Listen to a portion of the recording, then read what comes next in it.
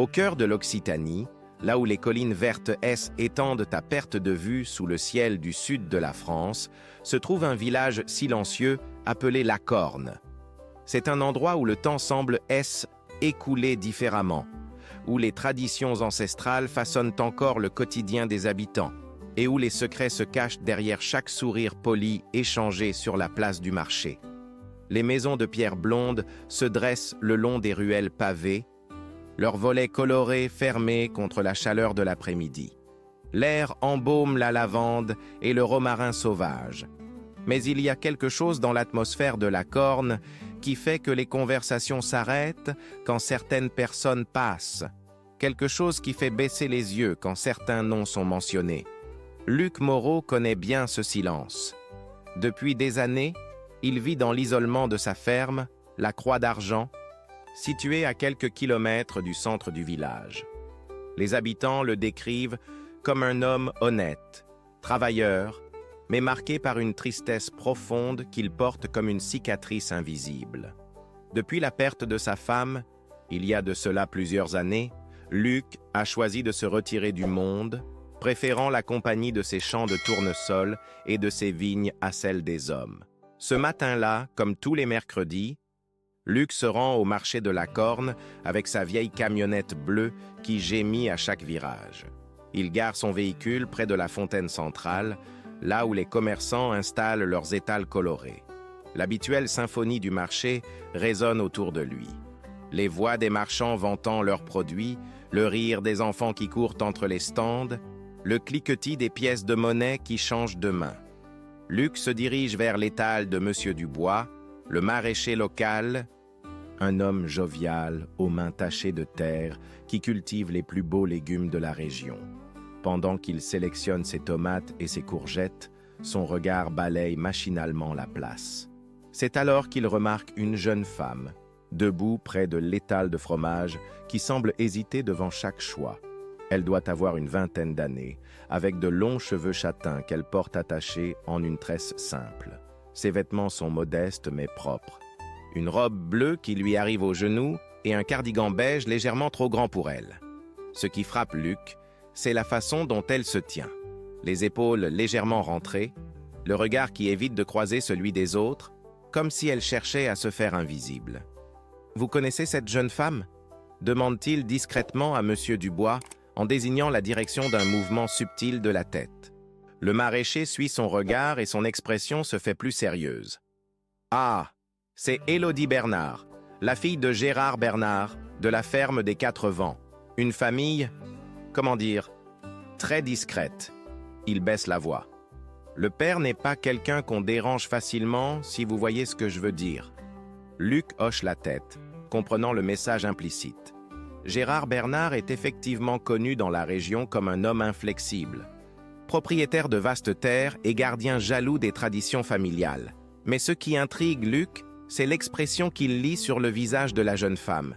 Il y a quelque chose dans ses yeux, une lueur qu'il n'arrive pas à définir, quelque chose qui lui rappelle « 3 kilos de tomates et 2 de courgettes », dit-il à Monsieur Dubois, revenant à ses achats tout en gardant un œil sur Élodie. Pendant qu'il range ses légumes dans son panier en osier, Luc observe discrètement la jeune femme. Elle semble compter et recompter l'argent dans sa petite bourse de cuir, hésitant avant chaque achat. Quand elle s'approche finalement du stand de pain, elle demande à voix basse une seule baguette, comme si elle s'excusait de déranger. C'est en ramassant une tomate qui avait roulé près de l'étal que Luc remarque quelque chose d'inhabituel. Coincé sous le panier de légumes, il y a un petit morceau de papier froissé. Par curiosité, il le ramasse discrètement et le déplie. L'écriture est tremblante, presque illisible, mais les mots qu'il parvient à déchiffrer le glaçant « S'il vous plaît, que quelqu'un me voie ». Luc lève immédiatement les yeux, cherchant Élodie du regard, mais elle a déjà disparu dans la foule du marché. Il reste là, le papier dans sa main, se demandant s'il doit y croire, s'il doit agir, ou si ce n'est qu'une coïncidence sans importance. En rentrant chez lui, le long des routes sinueuses qui mènent à sa ferme, Luc ne parvient pas à chasser de son esprit l'image de cette jeune femme et ces quelques mots griffonnés sur un bout de papier. Il y a quelque chose dans cette rencontre fortuite qui éveille en lui des sentiments qu'il croyait enfouis, un mélange de compassion, de curiosité et surtout le besoin impérieux d'agir face à ce qui pourrait être un appel au secours. Arrivé à la Croix d'Argent, Luc gare sa camionnette dans la cour pavée et reste un moment assis, regardant les champs qui s'étendent devant lui. Le vent fait danser les épis de blé, créant des vagues dorées qui ondulent jusqu'à l'horizon. Pour la première fois depuis des années, le silence de sa solitude lui semble moins paisible qu'oppressant. Ce soir-là, en préparant son dîner solitaire, Luc ne peut s'empêcher de repenser aux mots tracés sur ce petit papier. Quelque part dans cette région paisible qu'il connaît depuis toujours, quelqu'un lance un appel silencieux. Et le hasard a voulu que ce soit lui qui le reçoive. Si cette histoire vous intéresse, n'oubliez pas de vous abonner à notre chaîne et de donner un like. Dites-nous de quelle ville vous nous regardez. Continuons. Les jours suivants passent lentement à la Croix d'Argent, mais l'esprit de Luc ne trouve pas le repos. Chaque matin, en buvant son café noir sur la terrasse de pierre qui surplombe ses vignes, il repense à ce petit bout de papier et à l'expression qu'il a cru lire dans les yeux de Élodie Bernard. Il s'est même surpris à regarder vers la route, espérant apercevoir la silhouette de la jeune femme, comme si elle pouvait passer par là par hasard. Le mercredi suivant, Luc retourne au marché avec une attention particulière.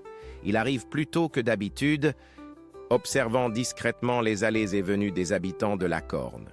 Monsieur Dubois l'accueille avec son sourire habituel, mais Luc remarque que le maraîcher jette lui aussi des regards inquiets vers l'entrée du marché. « Elle n'est pas encore venue aujourd'hui », dit Dubois sans que Luc ait besoin de poser la question. « La petite Bernard, je veux dire, d'habitude, elle arrive vers 9 heures, mais… » Il hausse les épaules avec un air entendu. « Vous la connaissez bien ?»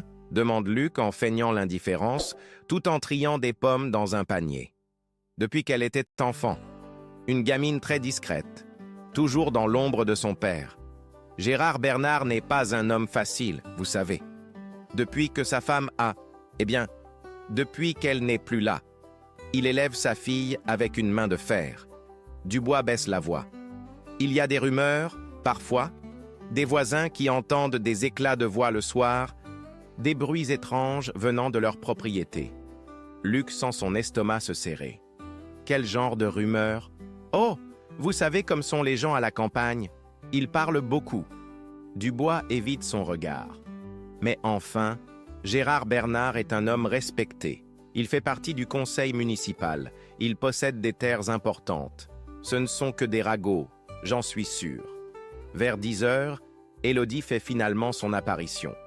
Elle marche rapidement, la tête baissée, évitant soigneusement les groupes de personnes qui discutent entre les étals. Luc remarque immédiatement qu'elle porte des manches longues malgré la chaleur du matin et que sa démarche semble plus précipitée que la semaine précédente. Il décide de la suivre discrètement, gardant ses distances tout en l'observant faire ses achats.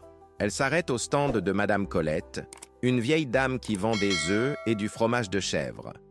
La conversation entre les deux femmes est brève, mais Luc remarque que Élodie glisse subrepticement quelque chose dans sa poche avant de payer ses achats.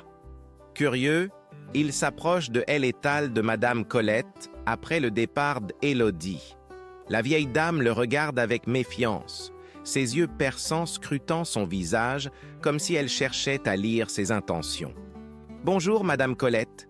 Je voudrais une 12aine d'œufs, s'il vous plaît. » « Monsieur Moreau, » répond-elle avec un hochement de tête. « Cela fait longtemps qu'on ne vous avait pas vu parler aux gens du marché. »« J'essaie de sortir un peu plus de chez moi, » mentit à moitié. Cette jeune femme qui était là avant moi, elle avait l'air préoccupée. Le visage de Madame Colette se ferme instantanément. Les jeunes ont toujours des préoccupations, c'est de leur âge. Elle emballe les œufs avec des gestes brusques. 12 œufs. Ça fera 4,50 €. Luc comprend qu'il ne tirera rien de plus de la vieille dame. Mais en payant, il remarque un petit bout de papier qui dépasse dessous les cagettes de œufs. Sans réfléchir, il le fait tomber discrètement et le ramasse en même temps que sa monnaie.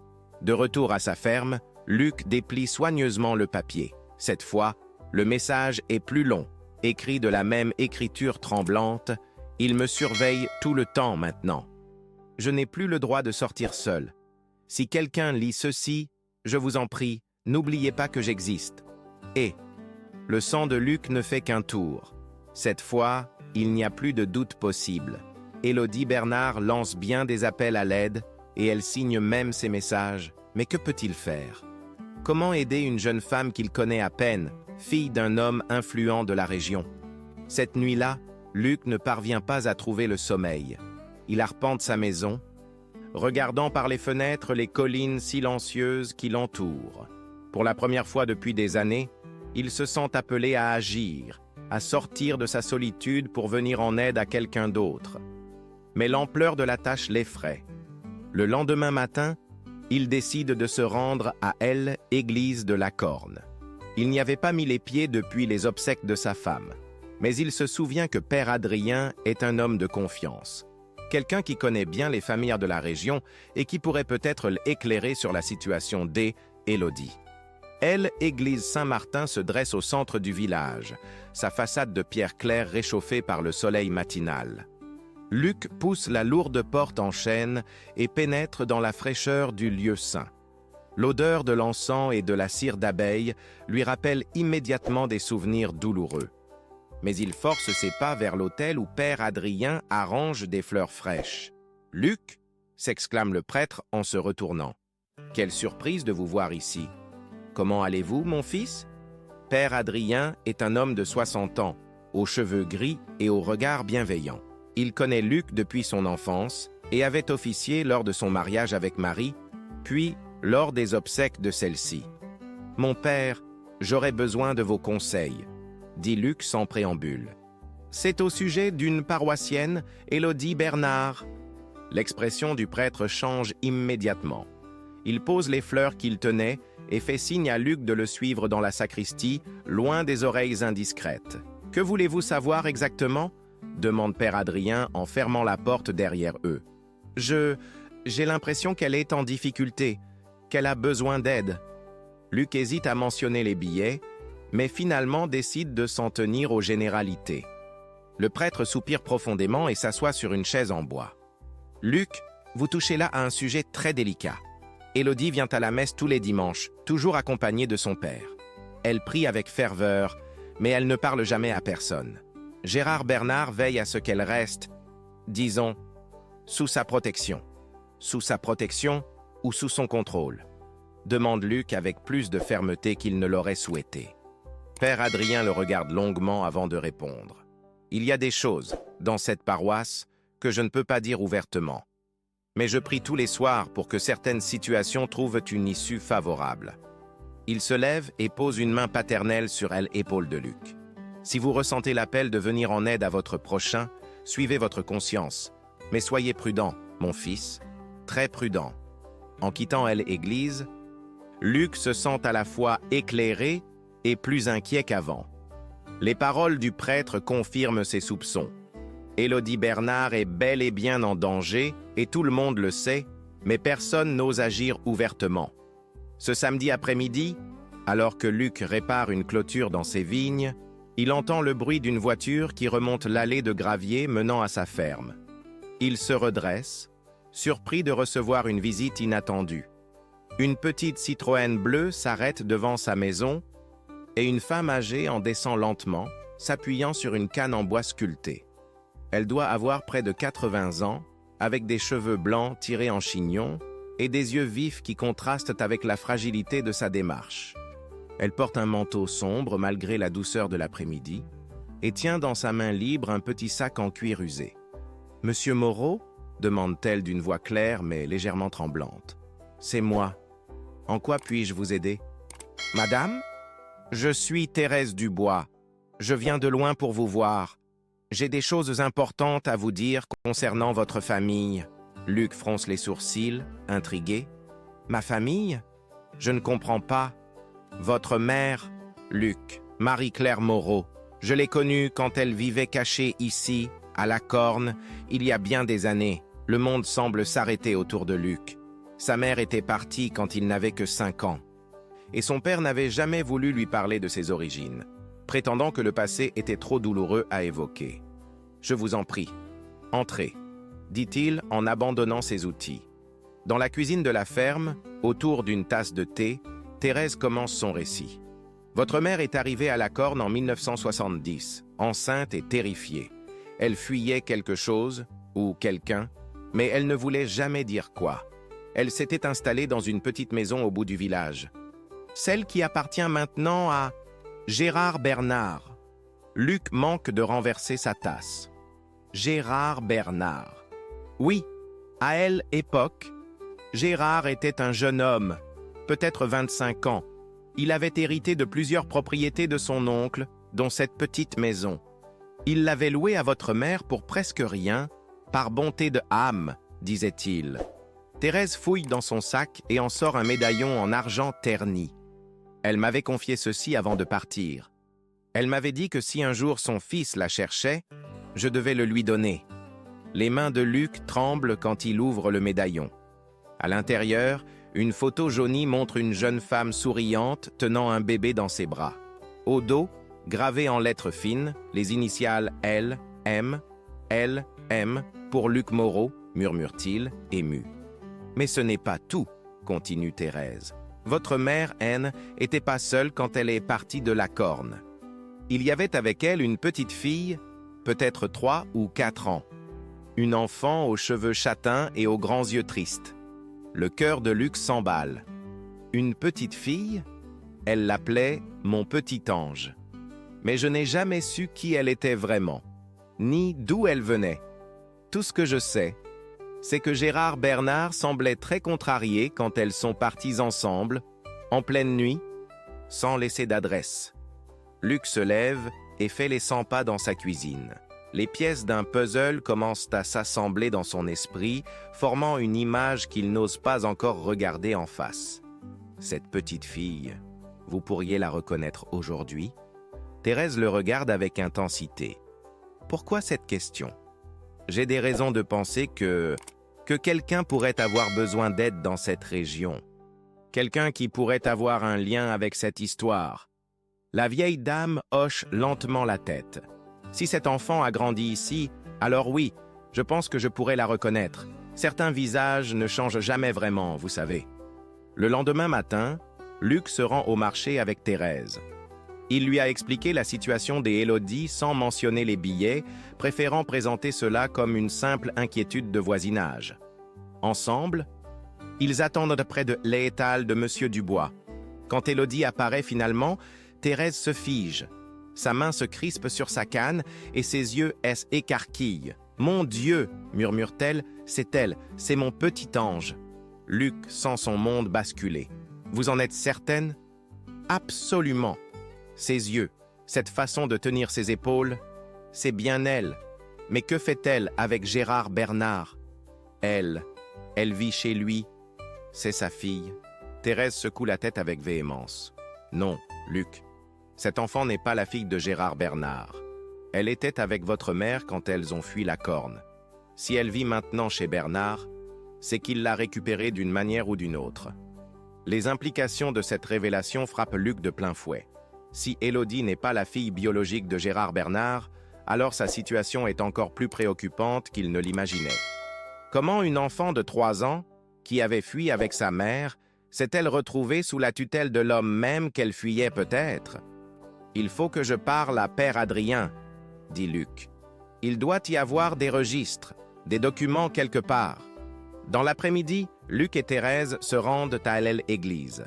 Père Adrien les reçoit dans son bureau, une petite pièce encombrée de livres et de documents paroissiaux. Quand Luc lui explique ce qu'ils ont découvert, le visage du prêtre devient grave. « Je me souviens de cette époque, » dit-il lentement.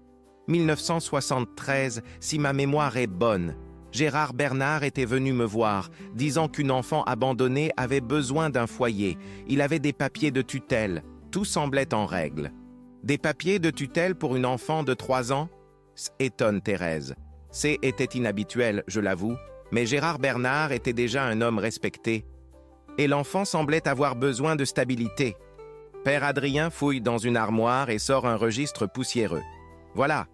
Élodie Bernard, prise en charge par Gérard Bernard en octobre 1973. Mais il n'y a aucune mention des parents biologiques. Et vous n'avez jamais eu de doute? Demande Luc. Le prêtre soupire. À l'époque, non. Gérard semblait dévoué à cet enfant. Mais avec les années, j'ai commencé à remarquer certaines choses. La façon dont il la contrôlait, dont il l'isolait des autres enfants du village. Et puis, il y a eu cette histoire avec sa femme,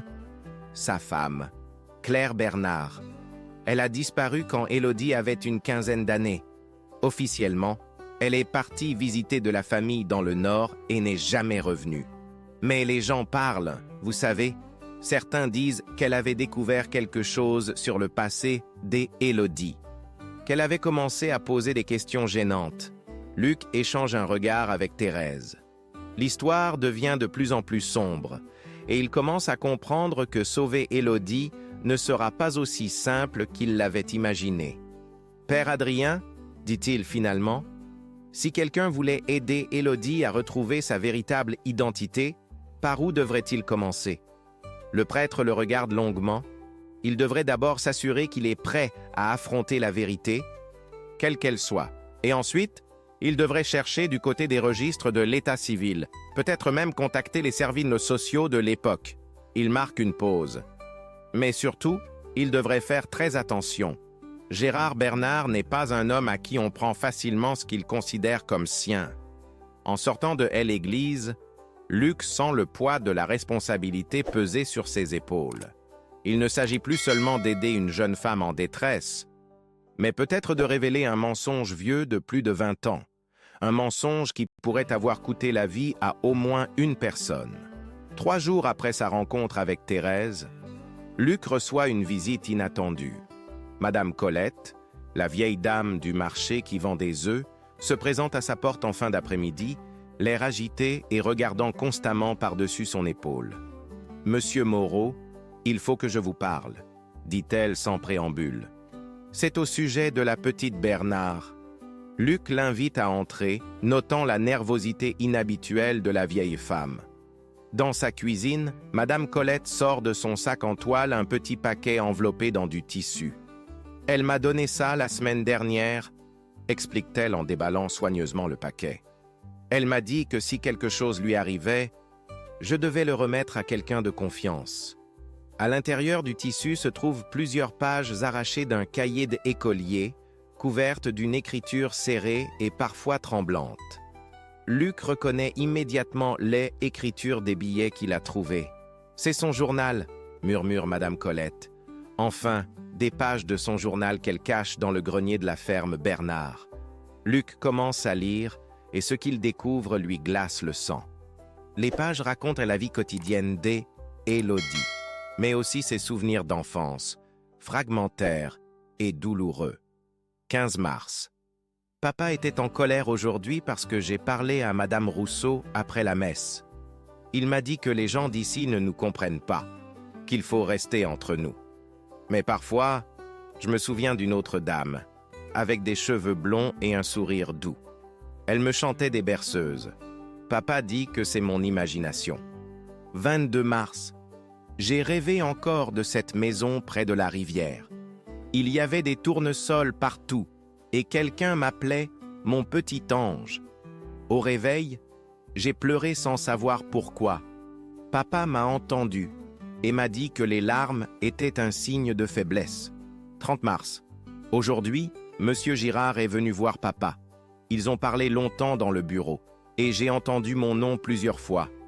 Papa a dit quelque chose comme « Elle sera bientôt prête » et « L'accord tient toujours ». Je ne comprends pas de quoi il parle, mais ça me fait peur. Luc lève les yeux vers Madame Colette. Qui est Monsieur Girard? Un homme politique de la région. Il vient parfois aux réunions du conseil municipal. Un homme puissant, dit-on, qui a des connexions importantes. Elle baisse la voix.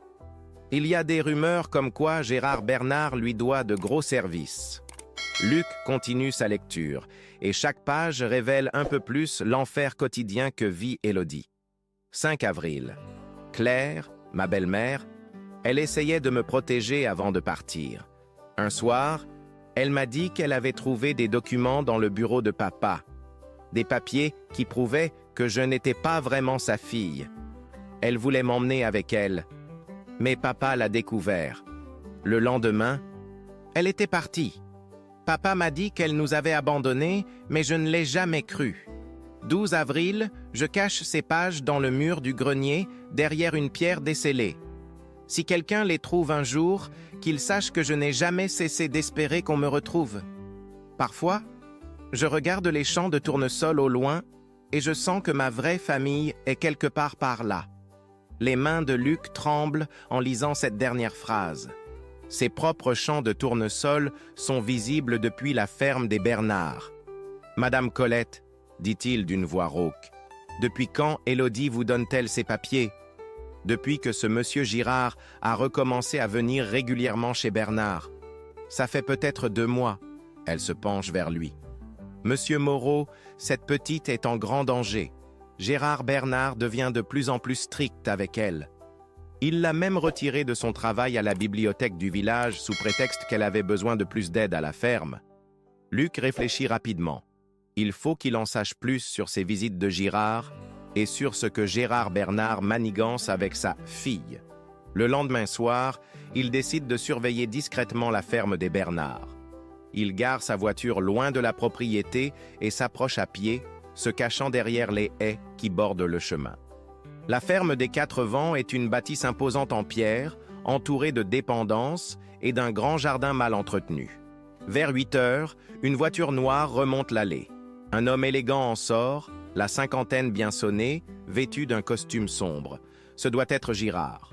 Luc s'approche davantage, se cachant près d'une fenêtre éclairée du rez-de-chaussée. À travers les rideaux mal tirés, il peut voir Gérard Bernard et son visiteur assis autour d'une table. Gérard est un homme massif, aux cheveux gris, au visage dur marqué par les années de soleil et de vent. Il gesticule en parlant, mais Luc ne parvient pas à saisir leurs paroles. Soudain, Élodie apparaît dans la pièce, portant un plateau avec des verres. Luc remarque immédiatement sa posture, épaules rentrées, yeux baissés, mouvements précautionneux comme si elle marchait sur des œufs. Girard la regarde avec insistance et dit quelque chose qui fait sourire Gérard Bernard d'un air satisfait. Élodie ressort rapidement de la pièce, mais pas avant que Luc n'ait eu le temps de voir l'expression de terreur sur son visage. La conversation entre les 2 hommes continue pendant 1 heure, ponctuée de rires gras et de verres qui s'entrechoquent. Luc reste caché, notant mentalement tous les détails qu'il peut observer. Il voit Girard sortir une enveloppe de sa veste et la poser sur la table. Gérard la prend, l'ouvre et semble compter ce qu'il y a à l'intérieur. Puis Girard se lève, serre la main de Gérard et se dirige vers la porte. Mais avant de sortir, il dit quelque chose qui fait hocher vigoureusement la tête de Bernard. Luc entend distinctement les derniers mots « Dans 1 mois, tout sera réglé ». Quand la voiture noire disparaît dans la nuit, Luc reste encore un moment à observer la ferme. Il voit une lumière s'allumer au 1er étage, dans ce qui doit être la chambre d'Élodie. Une silhouette féminine passe devant la fenêtre, puis la lumière s'éteint rapidement. En rentrant chez lui, Luc a la certitude qu'Élodie est en danger immédiat. Elle échange d'argent, les paroles de Girard, l'attitude de Gérard Bernard, tout indique qu'un accord sordide a été conclu et que Élodie en est l'objet. Il passe une partie de la nuit à relire les pages du journal d'Élodie, cherchant des indices, des détails qui pourraient l'aider à comprendre la situation. Une phrase en particulier le frappe. Claire avait trouvé des documents qui prouvaient que je n'étais pas vraiment sa fille. Ces documents existent peut-être encore.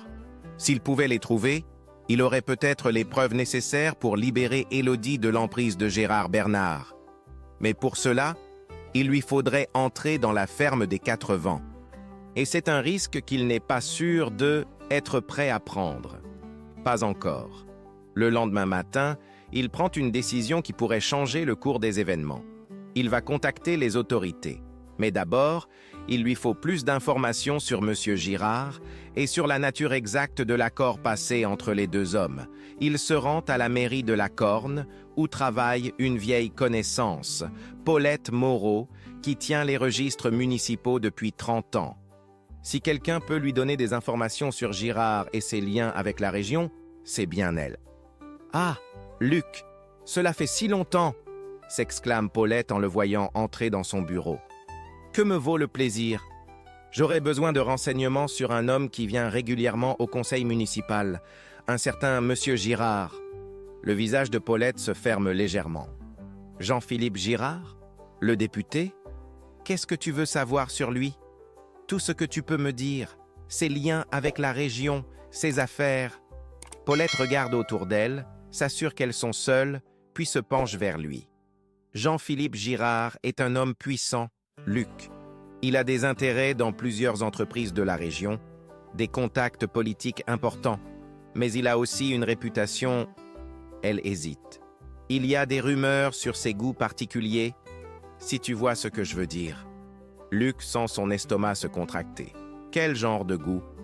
Le genre qui fait qu'il préfère la compagnie de jeunes femmes très malléables, et Gérard Bernard n'est pas le seul à avoir des arrangements avec lui. Cette révélation confirme les pires craintes de Luc. Élodie n'est pas seulement prisonnière de Gérard Bernard, elle est destinée à devenir la propriété d'un homme puissant et sans scrupules. Le réveil est brutal ce matin-là. Luc est tiré de son sommeil agité par des coups insistants frappés à sa porte. Il se lève en hâte, enfile un pantalon et ouvre pour découvrir Père Adrien, visiblement bouleversé. « Luc, il faut que vous veniez immédiatement.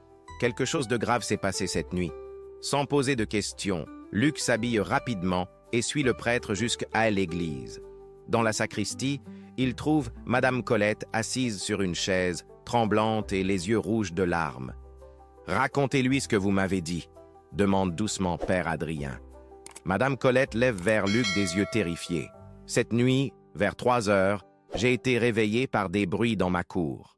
Quand j'ai regardé par la fenêtre, j'ai vu Gérard Bernard fouiller dans mes poubelles et autour de ma maison, comme s'il cherchait quelque chose. » Luc sent son sang se glacer. « Il vous a vu? » ?»« Non, je ne crois pas.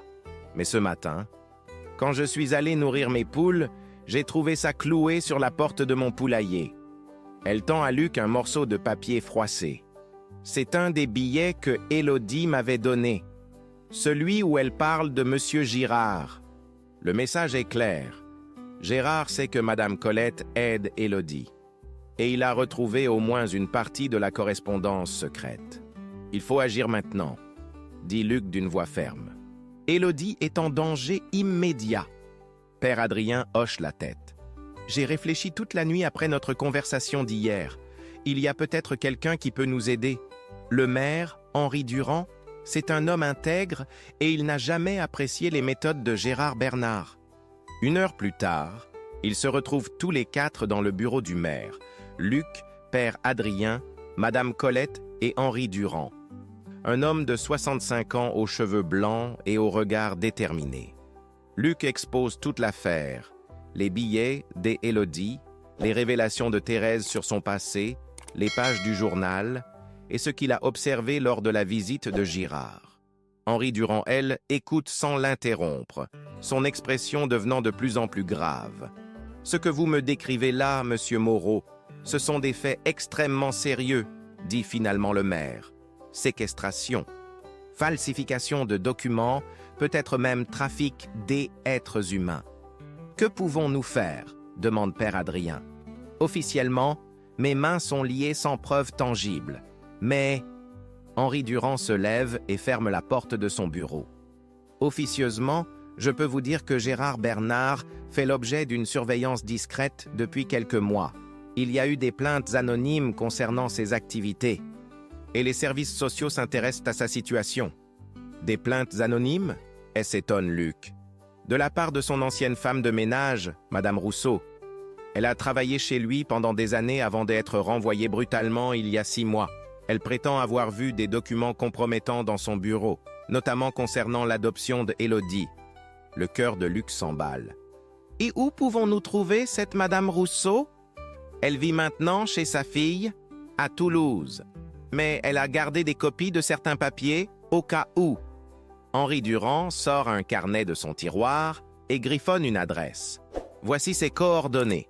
Mais attention, si Gérard Bernard apprend que vous enquêtez sur lui, les conséquences pourraient être dramatiques. L'après-midi même, Luc prend la route de Toulouse avec Thérèse, qui a insisté pour l'accompagner. Le trajet dure 2 heures, pendant lesquelles ils élaborent leur stratégie. Il faut absolument récupérer les documents que détient Madame Rousseau et comprendre exactement quelle est la situation légale d'Élodie. Madame Rousseau vit dans un petit appartement de banlieue avec sa fille et ses petits-enfants. C'est une femme de 55 ans, aux cheveux teints et aux mains abîmées par des années de travail domestique. Quand Luc et Thérèse lui expliquent pourquoi ils sont venus, son visage se ferme d'abord, puis s'adoucit quand elle comprend qu'ils veulent aider Élodie. Cette pauvre petite, soupire-t-elle en les faisant asseoir dans son salon modeste.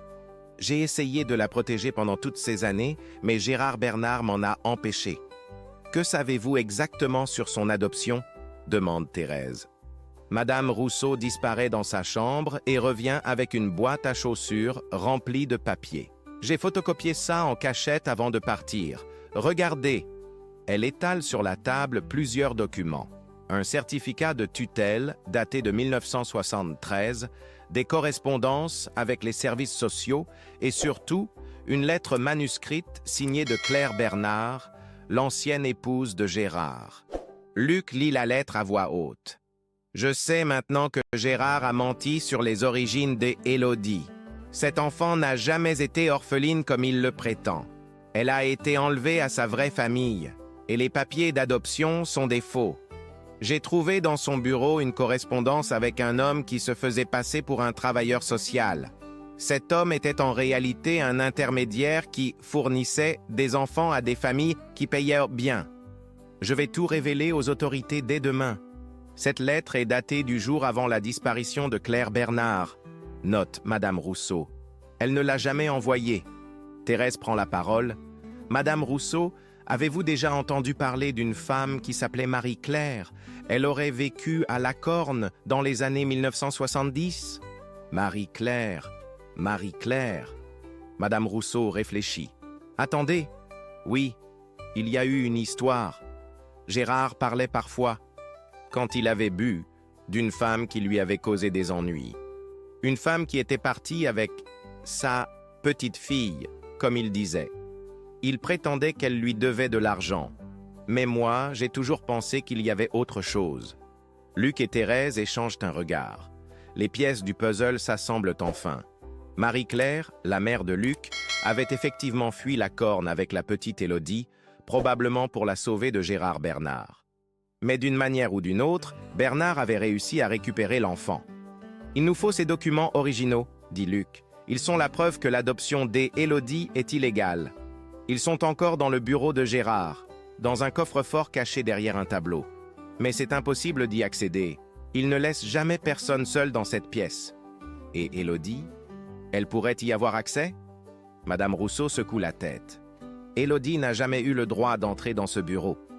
Gérard garde la clé sur lui en permanence. Le voyage de retour vers la Corne se fait dans un silence tendu. Luc et Thérèse savent maintenant avec certitude que Élodie est victime d'un enlèvement vieux de 20 ans et qu'elle est sur le point d'être vendue à Jean-Philippe Girard. Mais ils savent aussi que les preuves de cette situation sont hors d'atteinte, enfermées dans le bureau de son ravisseur. En arrivant à la Corne vers 20 heures, ils trouvent Père Adrien qui les attend devant l'église, visiblement agité. « Il s'est passé quelque chose ?» demande immédiatement Luc. Henri Durand a reçu un appel des services sociaux cet après-midi. Une enquête officielle sur la situation d'Élodie va être ouverte, mais pas avant la semaine prochaine. Le prêtre marque une pause. Le problème, c'est que Madame Colette a vu Gérard Bernard faire ses bagages cet après-midi. Il semblerait qu'il s'apprête à quitter la région avec Élodie. Luc sent son monde s'écrouler. Quand? D'après ce qu'elle a observé, demain matin très tôt. Il a chargé plusieurs valises dans sa voiture et il a annulé tous ses rendez-vous de la semaine. La course contre la montre vient de commencer. Si Gérard Bernard quitte la Corne avec Élodie, ils ne la reverront peut-être jamais. Ou pire, elle sera livrée à Girard dans un endroit où personne ne pourra plus l'aider. Il faut agir cette nuit, dit Luc d'une voix déterminée. Nous n'avons plus le choix. Père Adrien le regarde avec inquiétude. Que voulez-vous dire? Je vais entrer dans la ferme des Quatre Vents et sortir Élodie de là, avec ou sans les documents du coffre-fort. Thérèse pose une main ferme sur son bras. Luc, c'est de la folie. Si Gérard Bernard vous surprend, alors vous appellerez la police et vous leur direz tout. Mais je ne peux pas laisser cet enfant disparaître une seconde fois. Luc regarde tour à tour ses trois alliés. Élodie est peut-être ma sœur, ou du moins la fille adoptive de ma mère. Je lui dois au moins ça. Dans l'église silencieuse, les quatre complices finalisent leur plan. Luc entrera dans la ferme vers 2 heures du matin, quand Gérard sera endormi. Père Adrien et Henri Durand resteront en contact téléphonique, prêts à alerter les autorités au moindre problème. Madame Colette et Thérèse attendront dans la voiture de Luc, garée près de la route, prêtes à conduire Élodie en lieu sûr. C'est un plan désespéré, mais c'est leur seule chance de sauver Élodie avant qu'il ne soit trop tard. 2 heures du matin. La campagne occitane baigne dans un silence profond, troublé seulement par le chant lointain des grillons et le murmure du vent dans les cyprès. Luc gare sa voiture à 500 mètres de la ferme des Quatre Vents, le cœur battant si fort qu'il a l'impression que tout le village peut l'entendre. Dans la voiture, Thérèse lui serre la main. « Soyez prudent, Luc, cette petite a déjà assez souffert. Ne lui donnons pas une raison de plus de pleurer. » Madame Colette, assise à l'arrière, lui tend une petite lampe de poche. « J'ai travaillé dans cette ferme il y a des années. La porte de la cuisine a toujours eu une serrure défaillante. Vous devriez pouvoir l'ouvrir en poussant fort en tournant la poignée. » Luc hoche la tête, vérifie une dernière fois son téléphone portable et sort dans la nuit fraîche. Il porte des vêtements sombres et des chaussures silencieuses. Dans sa poche, il a glissé les photocopies des documents de Madame Rousseau, au cas où il aurait besoin de convaincre Élodie de le suivre. La ferme des Quatre Vents se dresse devant lui comme une masse sombre contre le ciel étoilé. Seule une fenêtre du rez-de-chaussée laisse filtrer une faible lumière, probablement une veilleuse dans le couloir. Luc contourne la propriété par le verger, évitant soigneusement les graviers de l'allée principale. Arrivé près de la cuisine, il teste doucement la poignée de la porte. Comme l'avait prédit Madame Colette, elle cède après une légère résistance. Luc se glisse à l'intérieur, retenant son souffle. L'intérieur de la ferme sent le renfermé et la cire d'abeille. Luc allume sa petite lampe de poche, prenant soin de diriger le faisceau vers le sol pour ne pas créer de reflets sur les fenêtres. Il avance prudemment dans le couloir, mémorisant l'agencement des pièces qu'il avait observées par la fenêtre quelques jours plus tôt. L'escalier qui mène au premier étage grince légèrement sous ses pas, malgré toutes ses précautions. Luc s'immobilise à chaque bruit, tendant l'oreille pour détecter le moindre signe que Gérard Bernard serait réveillé. Mais la maison reste silencieuse. Au premier étage, il se guide vers ce qu'il suppose être la chambre d'Élodie, se rappelant la fenêtre où il avait vu de la lumière l'autre soir. Il frappe doucement à la porte, 3 petits coups étouffés. « Élodie » murmure-t-il. « N'ayez pas peur, je viens vous aider. » Un long silence, puis le bruit d'un lit qui grince. Des pas légers s'approchent de la porte. « Qui êtes-vous » La voix d'Élodie est tremblante, à peine audible. « Je m'appelle Luc Moreau. Je sais ce qui vous arrive. Je sais que vous n'êtes pas vraiment la fille de Gérard Bernard. Je viens vous sortir d'ici. » Un nouveau silence, puis la porte s'entr'ouvre lentement. Dans la pénombre, Luc aperçoit le visage d'Élodie, pâle et marqué par la peur. Elle porte une chemise de nuit blanche et tient une robe de chambre serrée contre elle. « Comment savez-vous » commence-t-elle. « J'ai rencontré une vieille dame qui connaissait votre vraie famille, et j'ai lu vos messages, ceux que vous laissiez au marché. » Luc sort doucement les photocopies de sa poche. « Regardez ces documents. Ils prouvent que votre adoption était illégale. » Élodie prend les papiers d'une main tremblante et les parcourt rapidement à la lumière de la petite lampe. ses yeux écarquillent quand elle lit la lettre de Claire Bernard. Elle avait tout découvert, murmure-t-elle. Elle voulait me dire la vérité, mais elle n'en a jamais eu l'occasion. Élodie, il faut partir maintenant. Gérard Bernard prépare votre départ pour demain matin. Et nous savons où il compte vous emmener. Vous ne serez plus jamais libre si vous restez ici. Les larmes commencent à couler sur les joues de la jeune femme. Mais où puis-je aller? Je n'ai pas d'argent, pas de papier, pas de vraie famille. Si, vous avez une famille. Luc sort de sa poche le médaillon que lui avait donné Thérèse. Reconnaissez-vous cette femme? Élodie prend le médaillon, l'ouvre et pousse un petit cri étouffé. C'est elle! C'est la dame de mes rêves, celle qui me chantait des berceuses. Elle s'appelait Marie-Claire. Elle était comme une mère pour vous, et elle vous a fait échapper à Gérard Bernard quand vous étiez petite. Mais il a réussi à vous récupérer. Luc hésite, puis ajoute « Elle était aussi ma mère ». Cette révélation frappe Élodie comme un coup de tonnerre. Elle regarde alternativement le médaillon et le visage de Luc, cherchant une ressemblance. Un signe qui confirmerait ses paroles incroyables. « Votre mère » balbutie-t-elle. « Nous pourrons parler de tout ça plus tard. Pour l'instant, il faut partir. Avez-vous des affaires importantes à emporter ?» Élodie secoue la tête. « Juste mon vrai journal, celui que je cache dans le grenier. Il y a des choses importantes dedans, des souvenirs. Où est le grenier? Au bout du couloir, par l'escalier étroit. Allez le chercher rapidement. Je vous attends ici. » Élodie disparaît dans l'obscurité du couloir. Luc reste sur le palier, tous les sens en alerte. C'est alors qu'il entend un bruit qui lui glace le sang, des pas lourds au rez-de-chaussée, et la voix grave de Gérard Bernard qui appelle « Élodie, où es-tu, ma fille ?» Luc se précipite vers l'escalier du grenier et trouve Élodie agenouillée près d'un mur, déplaçant une pierre descellée. Elle en sort un cahier usé et plusieurs feuilles volantes. « Il s'est tout réveillé, chuchote Luc. Il faut partir par une autre issue. Il y a une fenêtre dans le grenier qui donne sur le toit de l'appentis. De là, on peut descendre par l'échelle qui sert à réparer les tuiles. » Ils entendent les pas de Gérard Bernard dans l'escalier principal. Sa voix résonne maintenant dans le couloir. « Élodie, réponds-moi !» Luc et Élodie se dirigent vers la fenêtre du grenier. Elle s'ouvre difficilement, grinçant sur ses gonds rouillés. Le bruit semble résonner dans toute la maison. « Qui est là-haut » rugit Gérard Bernard. Cette fois, sa voix est toute proche. Luc aide Élodie à passer par la fenêtre. Elle se retrouve sur le toit de l'appentis, une construction en pente douce qui surplombe la cour. L'échelle dont elle parlait est effectivement là, appuyée contre le mur. Au moment où Luc passe à son tour par la fenêtre, la porte du grenier s'ouvre violemment. Gérard Bernard apparaît. Une lampe torche à la main et une expression de fureur sur le visage. « Élodie, reviens ici immédiatement !» hurle-t-il en découvrant la fenêtre ouverte. Luc et Élodie descendent rapidement l'échelle. Ils entendent Gérard Bernard essayer de passer par la fenêtre du grenier, mais sa corpulence l'en empêche.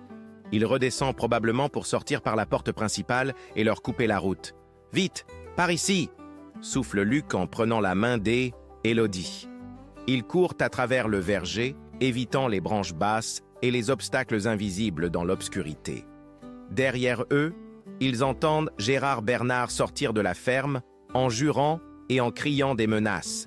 « Élodie, tu n'as nulle part où aller, reviens et je ne te punirai pas. » Mais ces paroles se perdent dans la nuit, alors que Luc et Élodie atteignent la route où les attendent Thérèse et Madame Colette. Elles ont déjà fait tourner le moteur. Et les portières s'ouvrent à leur approche. « Montez vite !» crie Thérèse. Élodie hésite une seconde, regardant une dernière fois vers la ferme où elle a grandi. Puis elle monte dans la voiture, serrant contre elle son journal retrouvé. Luc démarre en trombe, les phares éteints pour ne pas signaler leur direction. Dans le rétroviseur, il voit Gérard Bernard déboucher sur la route, gesticulant dans le vide. « Où allons-nous » demande Élodie d'une petite voix. « En sécurité » répond Luc. « Chez moi, à la Croix d'Argent. Demain, nous contacterons les autorités et nous régulariserons votre situation. » Tandis que la voiture S éloigne de la corne dans la nuit, Élodie regarde par la vitre arrière les lumières du village qui s'estompent. Pour la première fois depuis 20 ans, elle roule vers la liberté. Mais au fond d'elle-même, elle sait que Gérard Bernard ne renoncera pas facilement. L'homme qui l'a élevée dans le mensonge et la manipulation ne la laissera pas partir sans se battre. La vraie épreuve ne fait peut-être que commencer. L'aube se lève sur la croix d'argent, peignant les champs de tournesol d'une lumière dorée qui semble promettre un nouveau commencement. Dans la cuisine de la ferme, Élodie boit lentement une tasse de thé chaud, emmitouflée dans une couverture que lui a donnée Thérèse. Son journal est posé devant elle, ouvert sur une page où elle a commencé à écrire dès son réveil. Luc prépare le petit déjeuner, jetant de temps en temps des regards bienveillants vers cette jeune femme qui pourrait être sa sœur adoptive. La ressemblance avec sa mère, maintenant qu'il la voit à la lumière du jour, est troublante. Même façon de tenir sa tasse, même gesture pour repousser une mèche de cheveux derrière l'oreille. « Luc, » dit doucement Élodie, « j'ai relu mon journal cette nuit. Il y a des choses que vous devez savoir sur votre mère, sur notre mère. » Elle tourne les pages jusqu'à atteindre une section qu'elle n'avait jamais montrée à personne. Quand J était petite, elle me parlait parfois de son fils. Elle disait qu'elle avait dû vous laisser avec votre père pour vous protéger parce que des gens dangereux la poursuivaient. Elle m'a raconté que vous aviez un grain de beauté en forme d'étoile sur l'épaule gauche. Luc se fige. La cafetière à la main, il a effectivement ce grain de beauté, un détail si intime que seule sa mère aurait pu le connaître. Elle disait aussi, continue Élodie avec des larmes dans la voix, qu'elle espérait qu'un jour, ses deux enfants se retrouveraient et s'entraideraient. Elle appelait ça sa prophétie du cœur. Avant que Luc puisse répondre, le téléphone sonne. C'est Henri Durand, le maire, qui les informe que Gérard Bernard s'est présenté à la gendarmerie au petit matin pour déposer une plainte pour enlèvement. Mais sa version des faits a rapidement vacillé quand les gendarmes ont commencé à poser des questions précises sur l'adoption de Élodie. Les services sociaux et la brigade des mineurs sont en route, explique Henri. Ils ont les copies des documents que vous avez trouvés chez Madame Rousseau. Gérard Bernard va avoir beaucoup de mal à expliquer pourquoi il possède des faux papiers d'adoption. 1 heure plus tard, la ferme de Luc reçoit la visite officielle de Madame Martineau, une assistante sociale expérimentée, et du lieutenant Blanchard de la gendarmerie. Ils écoutent attentivement le témoignage de Élodie, prennent connaissance des documents et examinent le journal où la jeune femme a consigné des années de maltraitance psychologique. « Mademoiselle, » dit gentiment Madame Martineau, « vous réalisez que vous n'avez jamais été légalement adoptée par Gérard Bernard ? Vos vrais papiers d'identité ont été falsifiés. Nous allons devoir reconstituer votre véritable état civil. » C'est alors qu'arrive Père Adrien, porteur d'une nouvelle extraordinaire. Dans les archives de l'Église, il a retrouvé un document oublié, l'acte de baptême d'Élodie, daté de 1970, où figure le nom de Marie-Claire Moreau comme marraine et une mention manuscrite indiquant qu'elle avait adopté l'enfant par amour maternel après le décès de ses parents biologiques dans un accident. Selon ce document, explique le prêtre, Élodie était effectivement la fille adoptive de votre mère, Luc, ce qui fait de vous deux une vraie famille. Cette révélation bouleverse tout le monde. Élodie n'est pas seulement une victime d'enlèvement. Elle est légalement la sœur adoptive de Luc, la fille que Marie-Claire avait sauvée et aimée comme la sienne. L'enquête progresse rapidement. Confronté aux preuves et aux témoignages, Gérard Bernard finit par avouer une partie de la vérité. En 1973, quand Marie-Claire avait tenté de fuir avec Élodie, il l'avait retrouvée et l'avait convaincue de lui confier temporairement l'enfant, prétendant qu'il pourrait mieux la protéger. Mais au lieu de la rendre, il avait falsifié des documents d'adoption et fait disparaître toute trace de Marie-Claire. « Et ma mère ?» demande Luc au lieutenant Blanchard. « Qu'est-elle devenue ?» L'enquête révèle que Marie-Claire, désespérée d'avoir perdu Élodie, avait quitté la région et était partie vivre en Bretagne sous une fausse identité. Elle y était restée jusqu'à son décès en 1995, n'ayant jamais cessé de chercher sa fille adoptive. Mais la plus grande surprise vient de l'arrestation de Jean-Philippe Girard. Les enquêteurs découvrent qu'il était impliqué dans un réseau de trafic d'influence qui utilisait des jeunes femmes en situation précaire.